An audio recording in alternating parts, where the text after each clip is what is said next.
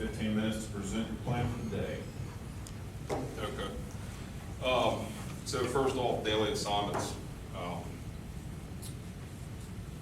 Myself on engine 3, firefighter Alec Reddy, firefighter Sapola, and firefighter Cordell. On ladder 44 would be Murr, firefighter Pooley, and I'm going to get to him in a second, firefighter Thompson, and firefighter Nepp. Engine 4 at Station 2 would be firefighter Mayhew, firefighter Leone, and firefighter Coates. I would move Pooley over here, and I would move Shaner to Fire Station 2. And the reason I would do that is because I need a boat operator. And according to this, Shaner is the only qualified boat operator. So in the meantime, after we get the assignments figured out, our daily assignments for today, I do realize that it is Memorial Day, so extra staffing throughout the town is going to be limited. Daily pass down on IOP states that we have 2 public events first thing in the morning before noon time. So my first go-to is to get those straightened out.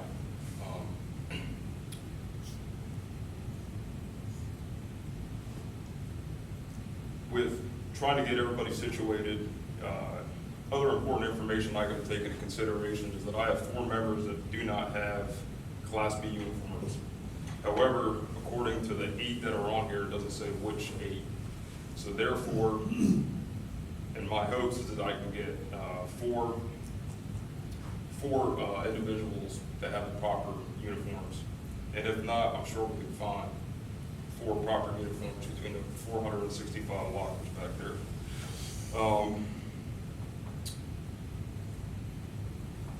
In the meantime, ladder 44 would go at 0900 to set up for the town hall ladder company to display the flag. In the meantime, after firefighter Pooley, firefighter Shaner flip-flop spots, engine 4, depending on how it works out with Class B uniforms, we would determine if everybody at Station 1 had uniforms now on both companies. If both companies were sufficient with uniforms, I would leave it as it is. If not, I would call over to Station 2 to see how many people had uniforms over there. And if need be, we could flip-flop companies. Move engine 3 to cover Station 2, engine 4 come over to the town hall for the 10 o'clock Memorial Day ceremony with their Class B uniforms. In the meantime, while engine 3 is moved over to Station 2, we could take a look at some of their hydrants and see whether or not they are, or where they're at. If we could assist them in doing some of their hydrants, then we would go ahead and do that. It would be in my hopes that by 12:30, that Station 4, or excuse me, Engine 4, Station 2 could get back to the Peninsula Yacht Club to staff the boat with firefighter Shaner being the only boat operator according to this. Also knowing that Bailey's Glen subdivision is having a Memorial Day lunch, it would have to be based on the higher priority of a lot of moving parts that morning, shifting companies around. I would try to get a contact number and contact whoever's in charge and allow them or let them know that we are going to hopefully make it down there, but there is quite a possibility with a lot of moving parts throughout the day we may not make it down there. If we're allowed to take one company or we can move one company down there to enjoy lunch, then so be it. And again, I want to try to keep Station 2 either on the boat or in the firehouse as much as possible, especially with a large draft party being announced on social media beginning around noon. So even if Engine 4 does come over here because of lack of uniforms, we would have to get them to free up to get back to the west side.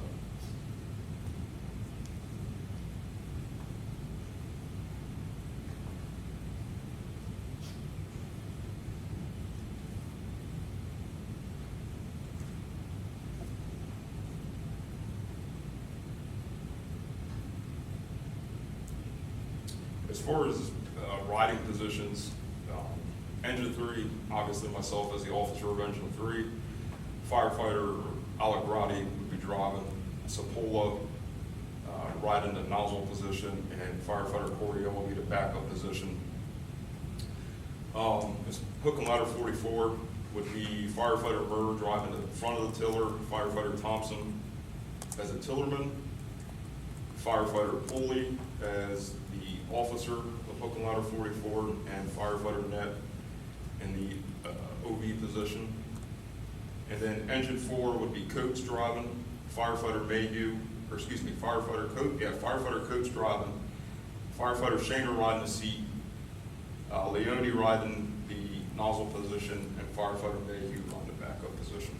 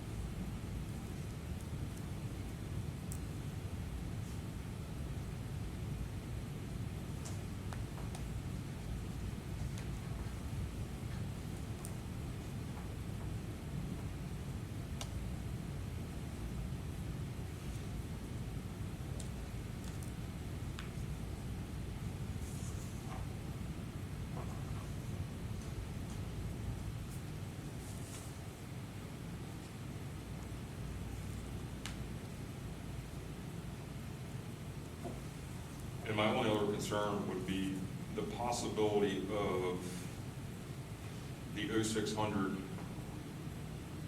Allegati and Leone leaving at 4 p.m. That would put Engine 3 and Engine 4 down to 3-man companies. But other than that, I mean, I'm hoping that by that time, shouldn't be, we should be able to suffice with 3-man engine companies. It doesn't look like anything else would be pressing after that time. So I think I'm good. Good? Yes, sir. You have 7 minutes. If there's anything else you want to add, if not, we'll. Every one All right. It's completely your call.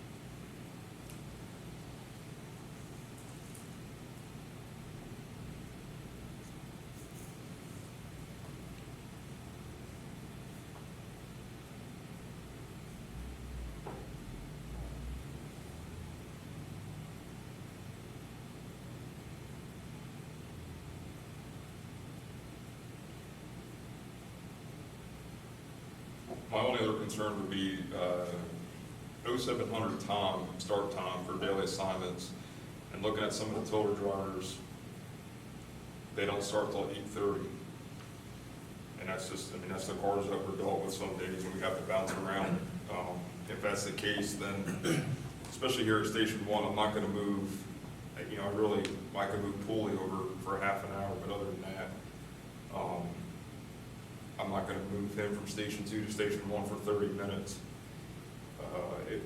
If a call did come out between 0700 and 8:30 in the morning, at that point, it would have to be firefighter Murr driving the front, myself, Tillern,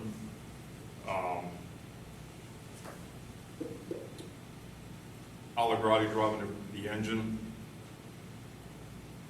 Coriel. Actually, we wouldn't be able to do that because we'd be down to 5, so we'd have to staff in the company at that time.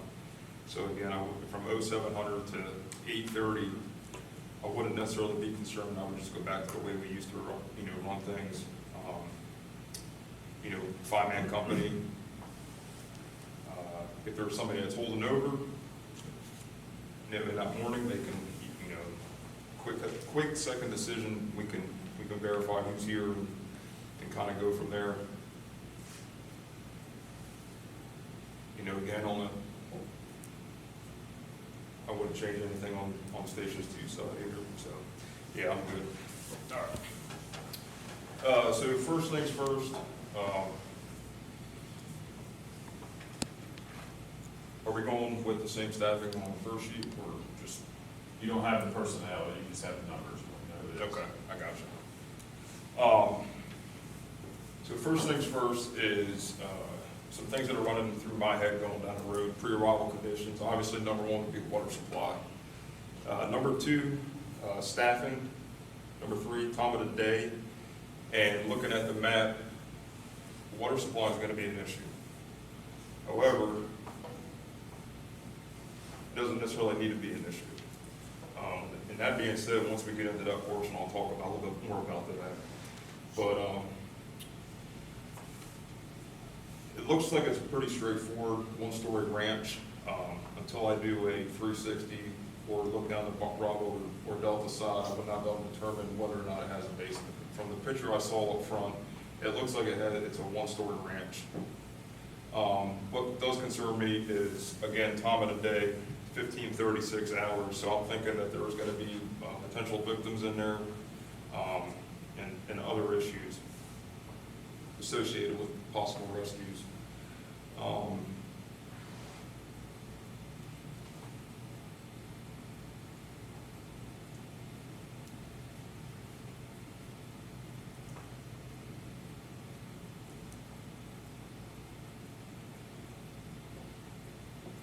Again, as far as water supply goes, to me, that's going to be the biggest issue.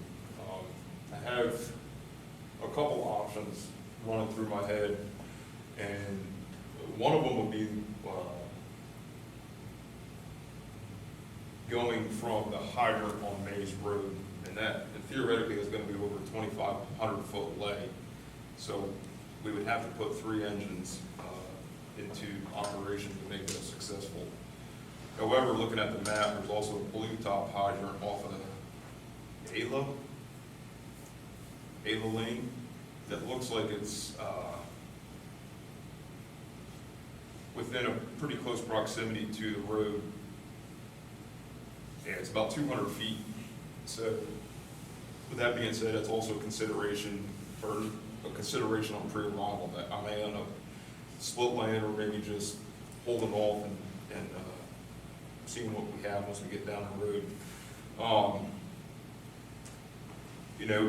Coming down Mays Road, we may or may not see a column until we actually turn down the actual driveway.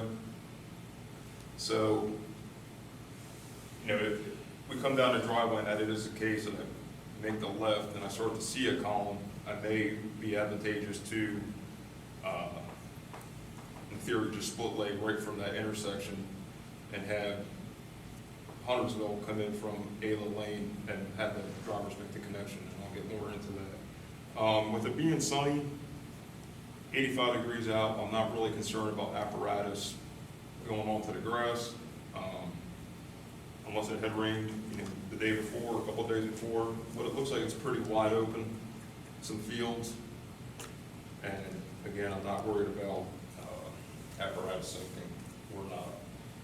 And my only other consideration would be if that hydrant on Ayla Lane that flows over 2,100 gallons a minute wasn't that close, I might be considering a tanker shuttle.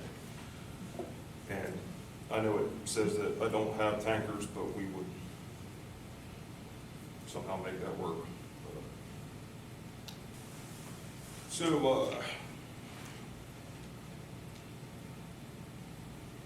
okay. So, Engine 3 to Central, I'm on the scene side alpha of 12741 Mays Road. I got a one-story single-family residence with smoke showing from the alpha side. I'll have the command, go ahead and retone and upgrade us to a working fire.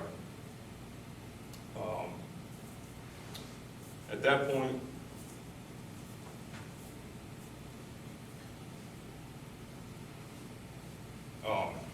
yeah, let me take a step back. Okay. So again, prior to that, I'm gonna have,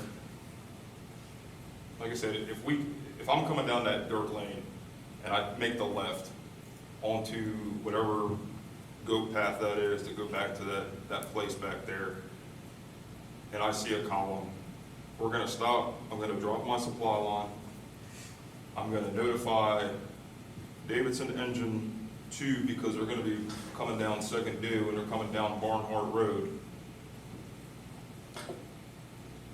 And they would more than likely travel down Concord Davidson Road, and then I would have them turn on to, or excuse me, Davidson Concord Road. I would have them turn on to Barnhart and have them come straight across in Ayla Lane and get to that hydrant. All right, you're at your time for your Okay. size up. All right. You have 2 minutes to discuss your actions as you exit the engine company. Okay. So I gave my size up, went on the scene, fire shown, or excuse me, smoke shown from the alpha side. I would have my nozzleman prepare to stretch an 1 3/4 inches. And the reason I'm going with 1 3/4 inches is I'm looking at the line console width. And to me, that building's probably 60 feet long times, the bulk of the house is probably no more than 30 feet. So 6 times 3 is 180. Like 6 times 3 is 18. So roughly 1,800 square feet. So again, we're going to pull an 1 3/4, flowing at 161 gallons a minute. And I'm going to have my nozzleman stand right in front of those front doors until I complete my 360. As I'm coming around the Bravo side of that house, obviously I'm going to see the grade change, and I'm going to realize that, one, the grade has changed, 2, that there is a basement, and I'm going to either call back to my nozzleman and tell him not to commit just yet, or I'm going to announce over the radio, I'm going to announce as well over the radio, command all companies, 2 stories in the rear, smoke and fire showing from the Bravo Charlie side. And also, in the bottom left picture, I can see that there's an AC unit, and 9 times out of 10, the AC unit is very close in proximity to the rest of the utilities. Again, with the 2 cars being in there, or excuse me, the 2 cars in the driveway, the garage is on the right, and I don't have any occupants out. I'm going to, when I get into my next 20 minutes, I'll explain that. So, my nozzleman's held up at the door. At that point, I'm going to have my nozzleman, I'm going to meet back up with my nozzleman after I complete my 360, announce it over the radio to all companies coming in that I fire, or smoke and fire showing from the Bravo, or excuse me, yeah, Bravo Charlie basement. My nozzleman is going to redirect the first line through that Bravo van door, and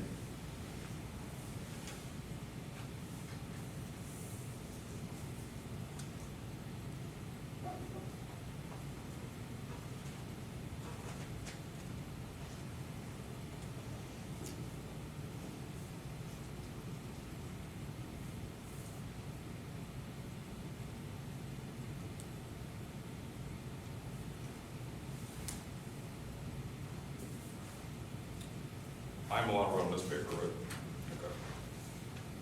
So at that point, I have 4 personnel. I'm gonna have to take command. Obviously, my driver's doing his thing, driver stuff, charging, hooking the supply line up to his intake. Davidson Engine 2 comes on the scene again. I've had them commit to Ayla Lane to the hydrant there. Initially I'm gonna have their company work on getting the split lay that we dropped hooking it tight with Davidson Engine 2 to Ayla Lane. And this is telling me that it's roughly 200 feet, according to this map. In the meantime, after Davidson's company has exited their rig, they can easily make the connection, or the split lay connection, and aid their driver, and then proceed to come up to the front of the building. At that time,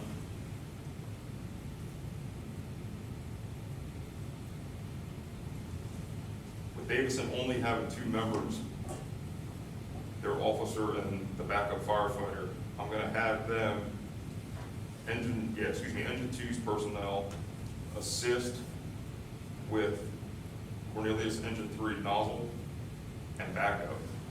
At that point, I would make the officer of Davidson Engine 2 fire tech.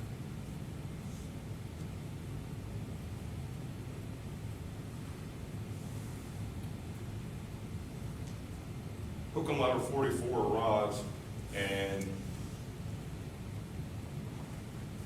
with 4 personnel, 1-story ranch, 1,800 square feet, give or take, I'm going to have them split.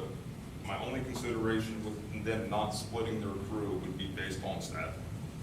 If it's 4 seasoned firefighters or 3 seasoned firefighters and an officer, I would feel very competent and confident in their abilities and skills to be able to split with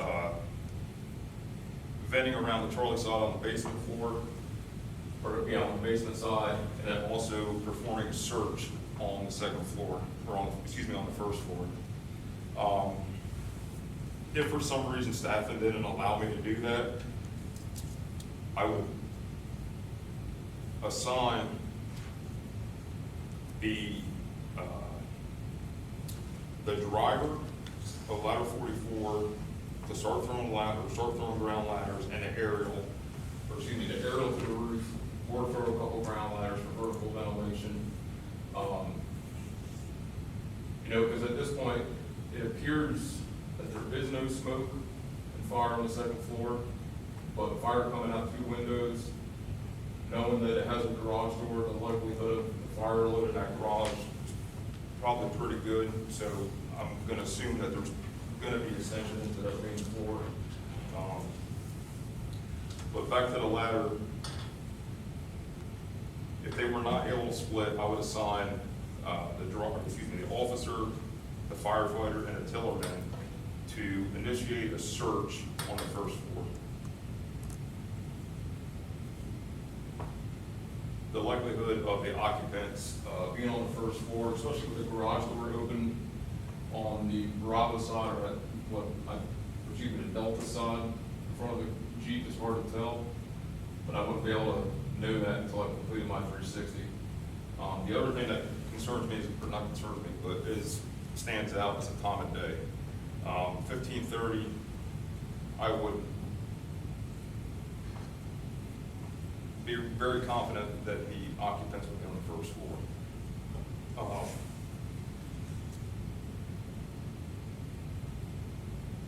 Davidson Engine 1 pulls up.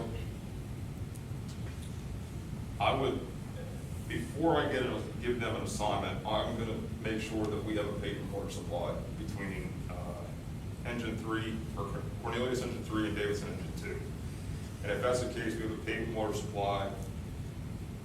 I'm going to have Davidson Engine 1 bring their personnel up to stretch a backup line.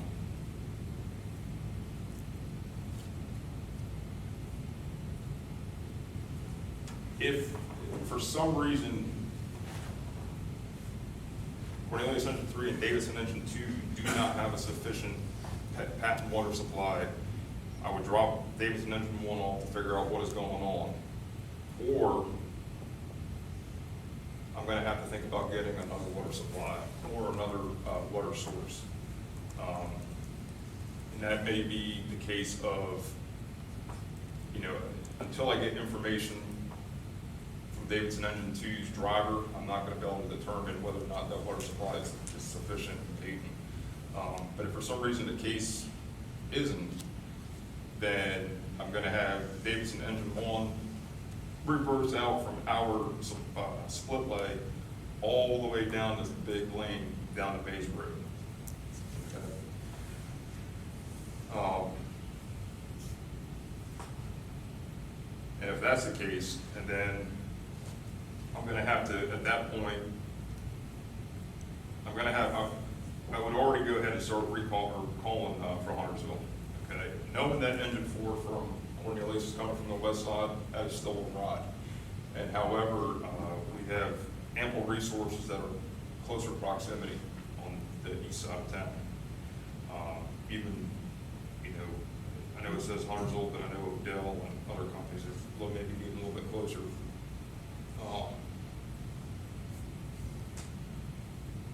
So again, after I ascertain all the information, and Davidson states that the water supply is paid, I'm gonna have them come up, stretch an additional line of our next, you know, if we chose to go to 1 3/4 on the bottom 4, I mean, the only other line that we could pull that's 200 feet, we're not gonna need any more than 200 feet to get anywhere on that side of that house, would be the 2-inch smoothbore, flowing roughly 161 gallons a minute. And I would have them positioned right at the front door. Again, searches are going on. I would get an update from the Ladder 44 officer to figure out where they are on searches and whether or not it's, you know, again, what's going on down there. With the 4 personnel that made up the fire tech group, I'm hoping, and I feel confident enough that they would be able to start making a search on the basement floor on the Charlie side, close proximity to the fire. Again, that would be, you know, some radio communication between command and them to figure out, hey, are they getting water on the fire? Or conditions improving? Have they made this search? They started making a search in cases like that. I would also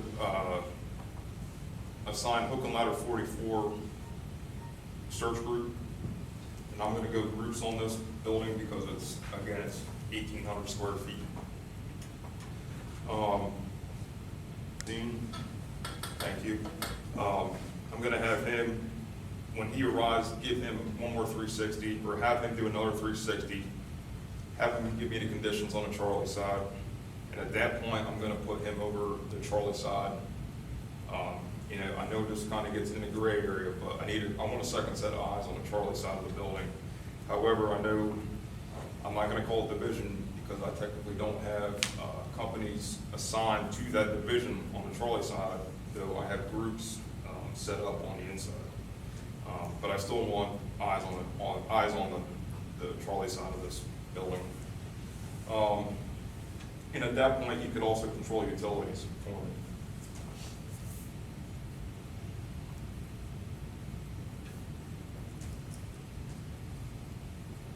I'll be the wrong time. You have 9.5 minutes Left. Okay.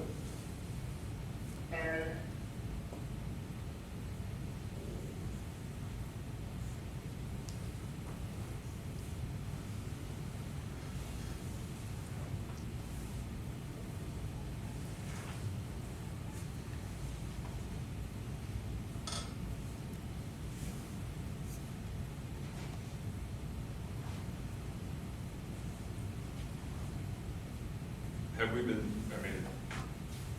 yeah, I'm just trying to think, you know, I've got searches going until I get further information from the search group or even fire attack, who's the officer of engine 2. I'm not gonna be able to determine whether or not we have rescues until I get more information from them. You know, again, I can only assume that there is residents in there with the vehicles out front. Okay, you know, I'm going to treat it as that there is somebody in there.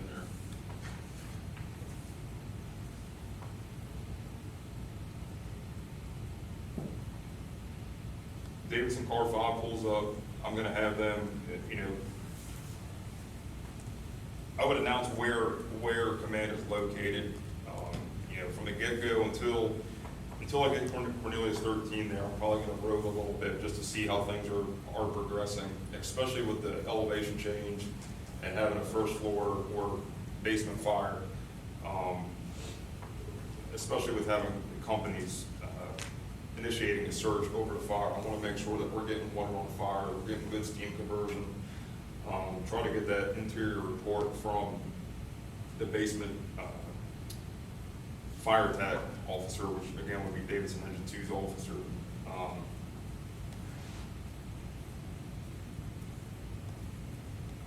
In the meantime,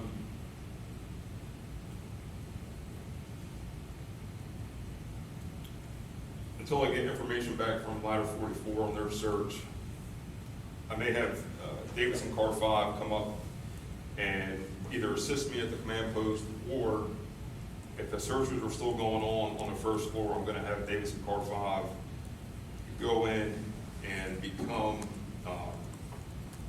basically my second set of eyes on the first floor on the inside. And I'm gonna have them, I'm gonna try to figure out if we have extension, along as well as Davidson Engine 1 personnel. Okay. Again, not knowing the information that I'm looking for, I can only assume that this is going this way. In the meanwhile, Cornelius Engine 4 shows up. I'm going to assign them RIT and kind of go from there.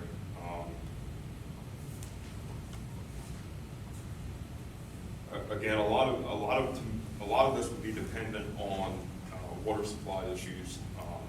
With not having a good water supply at Ayla Lane, I'm going to have to resort back to requesting additional engine companies from Huntersville, especially Engine 1 and Engine 11, with them being in such close proximity. And Mount Horn, again, isn't far out, but if I can keep, Huntersville Engine 2 on the west side to at least cover the west side of our town in Huntersville, it's probably a good idea. If, we could bring Cornelius Rescue 4, it's not a bad idea. Again, I play devil's advocate. God forbid somebody falls through the floor. Yes, I want all hands possible. So again, with not having a whole lot of information, this is where I'm kind of going, and kind of see how the incident progresses.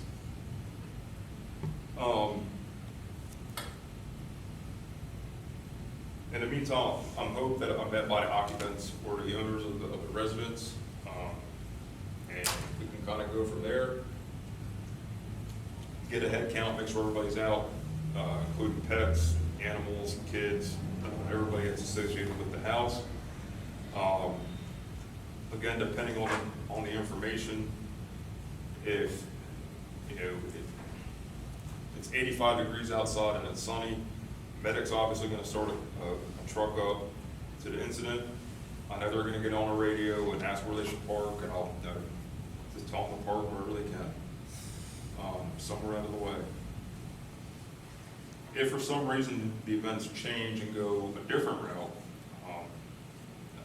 again, I'm going to be looking at additional resources, additional staff resources from Huntersville and Mount Horn, possibly, again, with Odell, and I know it's not on the sheet, but Odell and Concord are relatively close.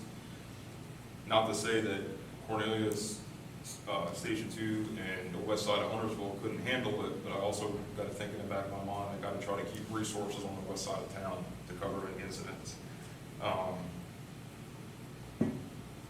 Again, if it does progress into something more serious, obviously, medic, and if we have a victim, they're going to have to request another unit, possibly a supervisor. One medic unit for us, being the firefighters, one medic unit being for the civilians, and kind of going from there. Utilities as well, depending on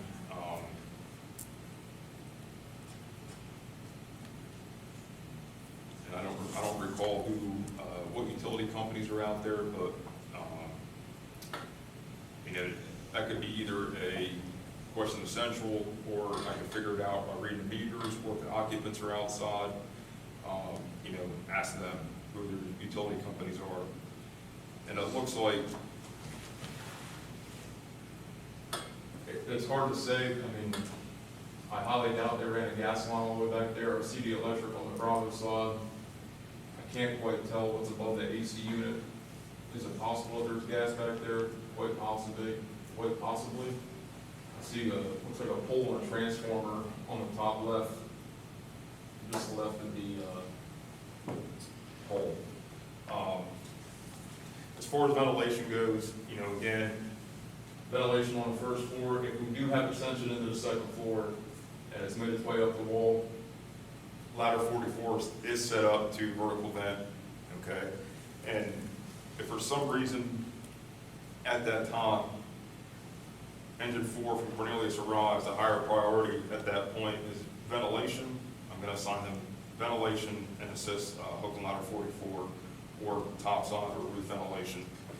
You know, and again, a lot of it would be depicted on what I see, what I have, where the fire's going, and stuff like that. So again, FMO will be out, obviously we'll be calling them. If it is a crime scene or something does seem suspicious, I'm gonna obviously call Cornelius and Davidson PD, because it is right on the jurisdiction of both departments. If it, again, not really knowing more than what I have, and my intuition told me that it's suspicious. I'm gonna have PD, obviously, tape everything off, stand by, allow the FMO to get up here. I already said about utility companies. I already discussed medic, 1 minute. whether or not I'm gonna need them.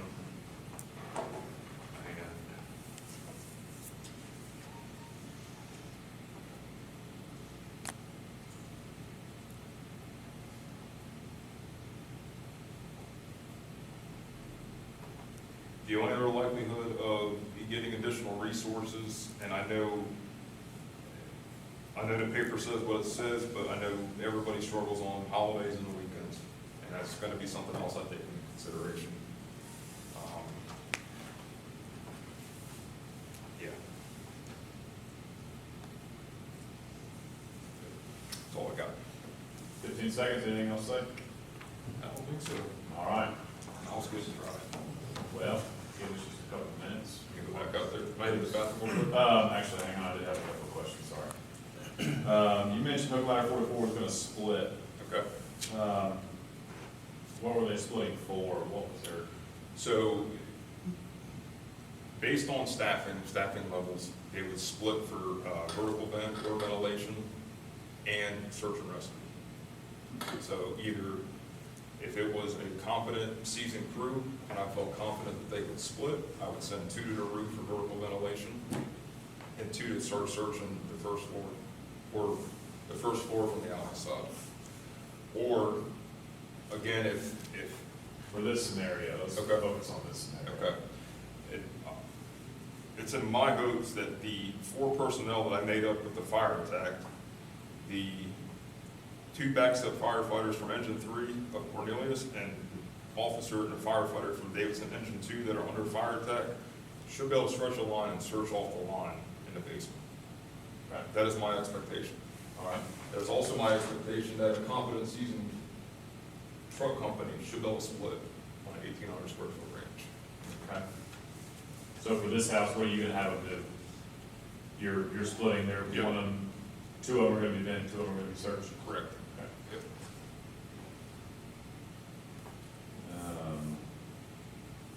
What was Davidson Engine 1 doing?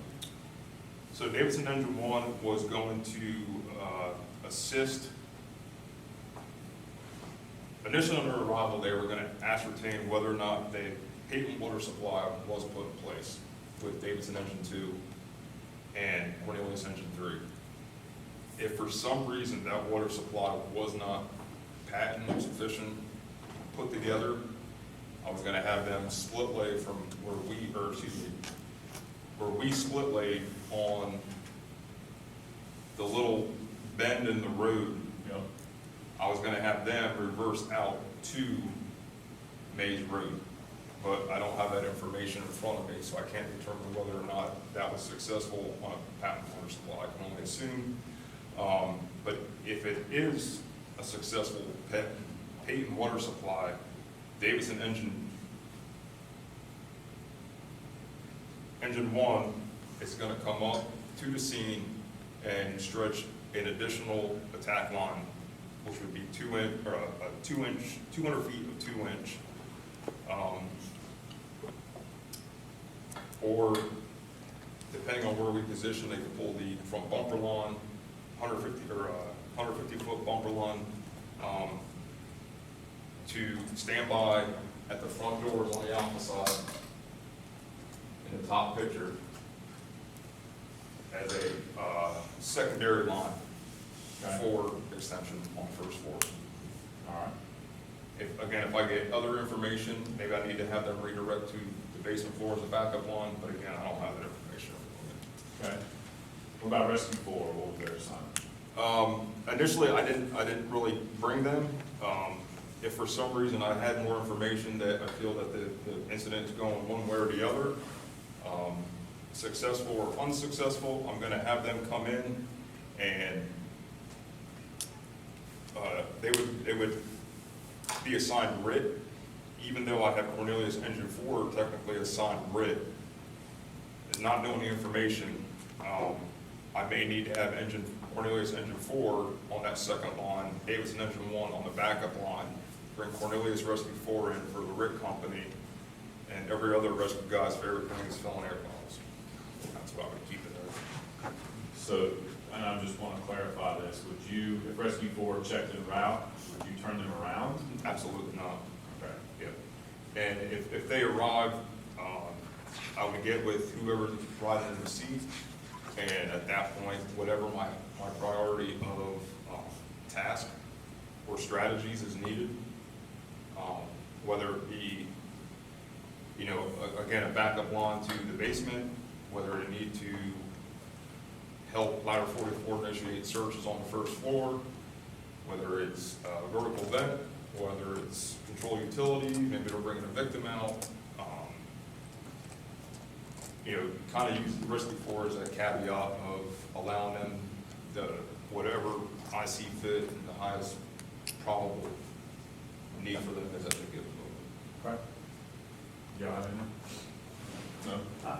I just need clarification for, what Huntersville was doing and where you sent Mount Moore. I lost you right there trying to write Okay. something at the time. Huntersville, Engine 1, and Mount Moore, Engine 1? Well, you got 5 rigs from Huntersville. What threw me off was you just said Huntersville. Okay. And then I didn't know there's 5 rigs there.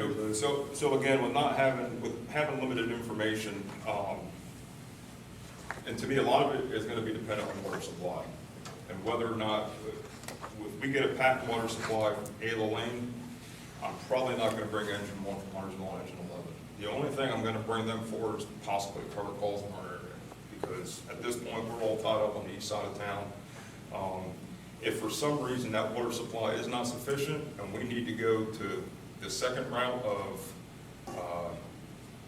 a very, very long lay, I would have Huntersville Engine 1 or 11, whoever's available first. When they pull up, at that point, I would hope that Davidson Engine 1 had basically reversed out from our split lay in that little corner, brought it down to Mays Road, and from there has picked up or reversed out from reversed out from Davidson Engine 1, again, at the driveway at Mays Road down to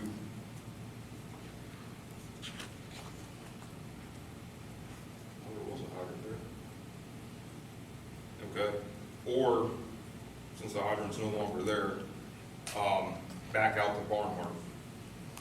Okay, and again, all that would be dependent on whether or not that water supply was sufficient or not. I would assume, and honestly, I would hope that Huntersville starts to creep this way. just as much as we're gonna go down their way. You didn't hear that, but, again, it's one of those things. Water supply to me is number one. If I don't have a good water supply, then I'm gonna start blowing my resources. I may not necessarily need them, the same thing with Mount Horn, may not need them, but if I can't get that water supply down, then we're gonna have to go to Plan B.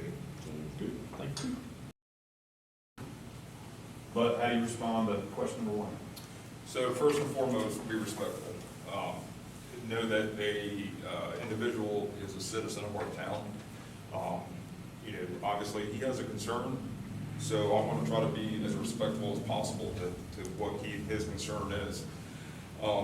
However, I may not necessarily have that answer, so I would give him the availability of Chief Barbie and give him Chief Barbie's phone number, and I would ask him, or highly consider him to call Chief Barbie at his earliest convenience, because that is way more above me than, discussing the 1 cent property tax that I don't really have much information on. It's not what I do, it's not my wheelhouse, so my first go-to again is being respectful, and number two, directing him to the most appropriate individual to handle that conversation.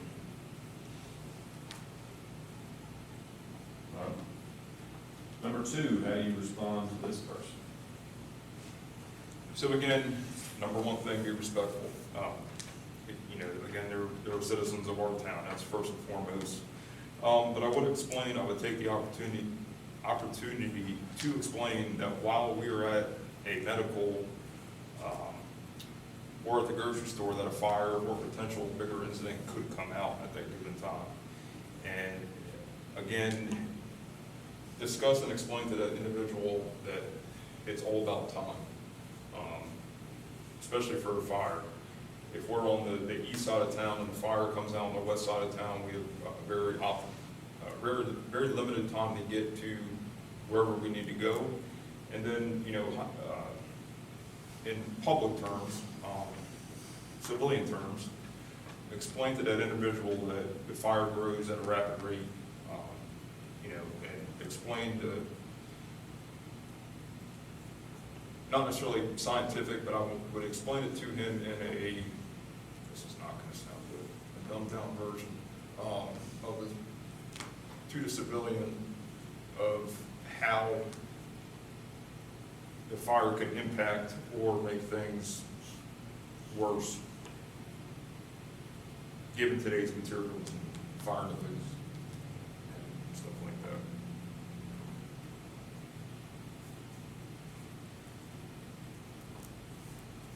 Anything else? All right. Number three, what's your next step? So again, to me, number one is respectful. Showing respect and giving respect.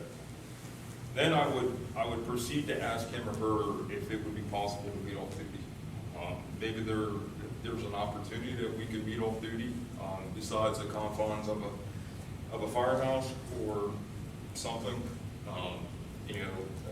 Strike up a conversation, allow the individual, him or her, to pick a spot. Mental health is obviously a big thing.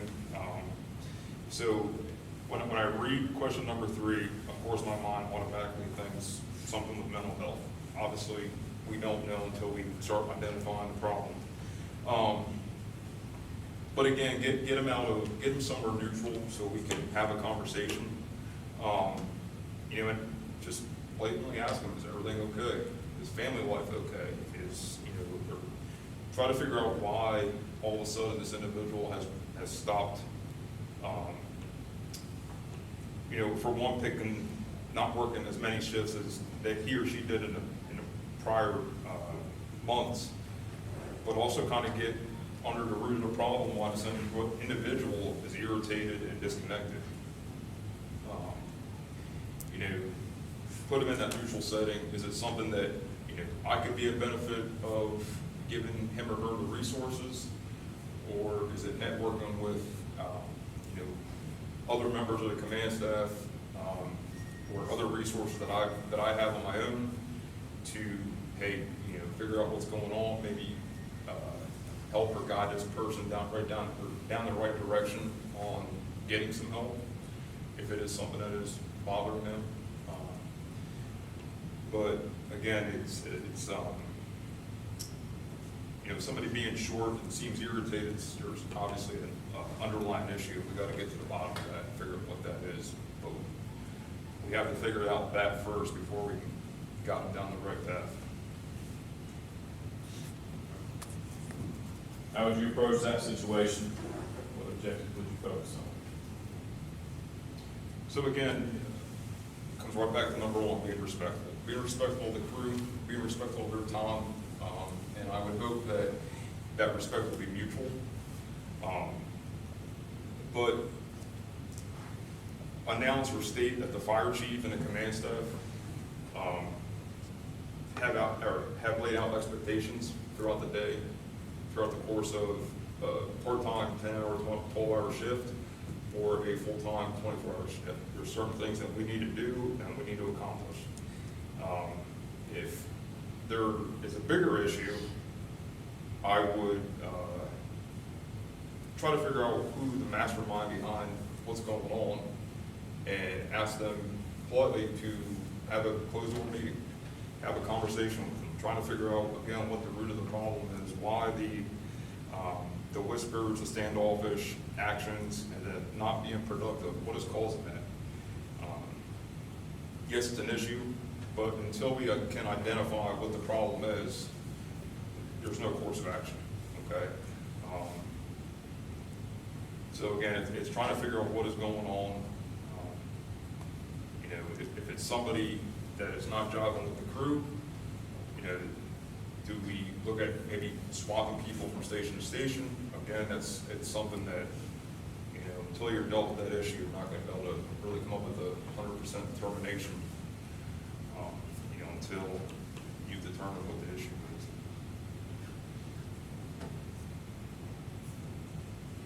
Agree with that? Yes, sir. All right, last one. So I'm gonna answer this obviously in three parts, okay? So, number one, why do you want to be an officer? So, I've worked for some good and bad officers throughout my 20+ years. I want to take the experiences, the good and the bad, of the officers that I've worked for and been associated with, and I want to take that. I want to balance that with my further education of leadership that I'm currently going through right now. I want to be able to learn from all those experiences, my previous experience of being an officer back in 2010, and grow from what I knew and have learned and developed along the way, and put to fruition everything that I have had learned. You know, I feel like I'm in a position now that I want to grow, okay? You know, I want to be a vital role, not only in the command staff of the Cornelius Lumley Fire Department, but also the mission of what Cornelius Lumley Fire Department stands for. And ultimately, you know, I have aspirations of promoting in my full-time position. So I feel as though this is allowing me the next step to become a better officer, a better candidate to perform later on down the road. And I think it kind of goes hand in hand. So again, I want to take my formal education, my experiences from the past, put those together and be able to provide the best officership that I can. You guys are ready for part two? Yeah. Okay. So what do you want to accomplish in your first year as an officer?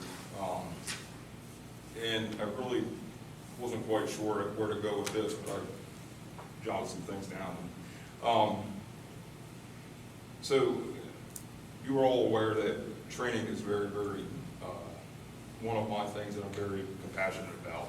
And so therefore, making sure that all of our full-time employees and part-time employees are competent in all the training aspects. Getting the full-time members in conjunction with Kevin Earnhardt to where they need to be.